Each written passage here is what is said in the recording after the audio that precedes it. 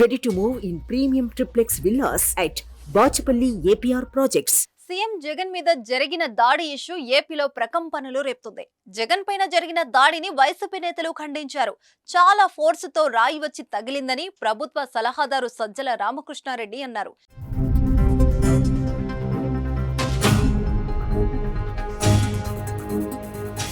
ఈ దాడి ఆకతాయిలు చేసిన పని కాదని, పక్కా ప్రణాళిక ప్రకారం ఎయిర్ గన్ లాంటి బలమైన దానితో దాడి చేసినట్లు అనుమానం కలుగుతుందని చెప్పారు. దాడిపై ప్రధానితో సహా చాలా మంది నేతలు ఖండించారని రామకృష్ణారెడ్డి చెప్పారు. ఈ దాడిపైన ఎమ్మెల్యే తోపుదుర్తి ప్రకాష్ రెడ్డి ఆందోళన వ్యక్తం చేశారు. జగన్ పై జరిగింది రాళ్ల దాడి కాదని, ఎయిర్ గన్ ఉపయోగించినట్లు అనుమానం వ్యక్తం చేశారు.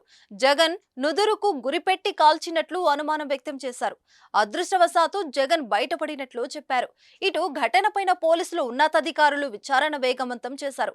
ఇక ఇందుకోసం ప్రత్యేకంగా 6 బృందాలు రంగంలోకి దిగాయి. 20 మంది టాస్క్ ఫోర్స్ సిబ్బందితో విచారణ కొనసాగుతుంది.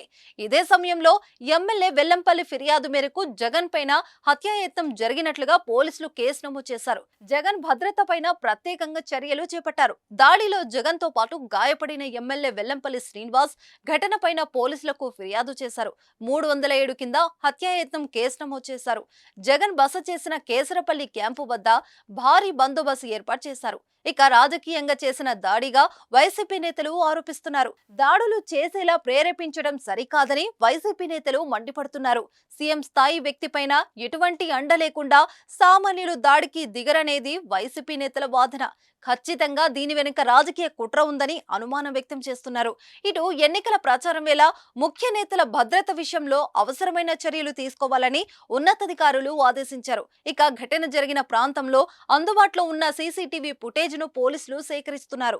ఈ దాడిపై వైసీపీ అభిమానులు, కార్యకర్తలు ఆందోళన చెందవద్దని, జగన్ ఇప్పుడు క్షేమంగా ఉన్నారని ఆ పార్టీ ప్రకటించింది.